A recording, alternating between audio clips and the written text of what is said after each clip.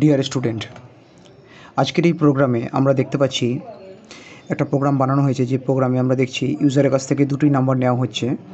এখানে ডেপ্ট মেন বলে যে ফাংশনটি রয়েছে, এই ফাংশনটি ইউজারের কাছ থেকে ফার্স্টে একটি নাম্বার চেয়ে নেবে এবং সেই নাম্বারটি স্টার্ট ভেরিয়েবলের মধ্যে স্টোর করবে এবং সেকেন্ড নাম্বারটি ইন্ট ভেরিয়েবলে স্টোর করবে। এরপর আমরা প্রিন্ট প্রাইম বিটুইন ফাংশনকে কল করে স্টার্ট এবং ইন্টকে পাস আউট করে দিচ্ছি।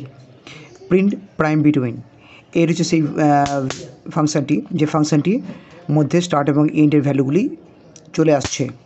এরপর কি হচ্ছে, প্রিন্ট প্রাইম বিটুইন এই ফাংশনটি কাজ হলো একটা একটা করে ভ্যালুকে প্রিন্ট করা, একটা করে ভ্যালুকে প্রিন্ট করা। যে ভ্যালুগুলি প্রাইম নাম্বার সেগুলি প্রিন্ট হবে, যেগুলি প্রাইম নাম্বার নয় সেগুলি প্রিন্ট হবে না। কিন্তু কোনটা প্রাইম কোনটা প্রাইম নয় এটা চেকিং করার জন্য এখানে ইফের সাহায্যে ইজ প্রাইমকে কল করা হচ্ছে এবং নাম ভেরিয়েবলকে ট্রান্সফার করে দেওয়া হয়েছে। নাম ভেরিয়েবলের মধ্যে স্টার্টের মধ্যে যে নাম্বারটি আছে, যে নাম্বারটি রয়েছে তার ধরো সাপোজ স্টার্টের মধ্যে 2 নাম্বারটি রয়েছে, তো 2 নাম্বারটি ট্রান্সফার হবে নামের মধ্যে। নাম এর সাহায্যে সেই ভ্যালুটি চলে যাবে ইজ প্রাইম ফাংশনের কাছে, ইজ প্রাইম ফাংশনের নামের এই জায়গাতে চলে আসবে।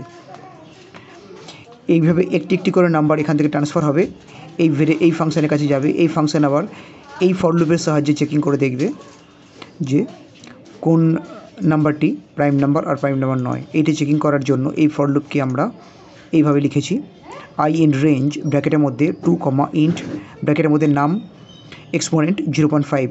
আমরা এই নাম্বারটিকে পরপর সিকোয়েন্স অনুযায়ী চেক করে দেখব ওই নাম্বারটির ভাগফল, মানে ওই নাম্বারটাকে যদি আই দিয়ে ভাগ করা হয়, ওই নাম্বারটাকে যদি আই দিয়ে ভাগ করা হয়, অর্থাৎ আই এর মধ্যে ফার্স্ট যে নাম্বারটা আছে সেটা যদি নামের মধ্যে যে নাম্বারটা আছে সেটি ভাগ করা হয়, তার রিমাইন্ডার ভাগশেষ 0 কিনা।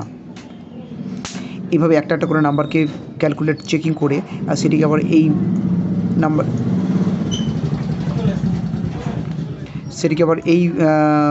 ফাংশনটির সাহায্যে প্রিন্ট করে লাস্টে আমরা মেনের সাহায্যে অ্যান্সারটি পেয়ে যাব।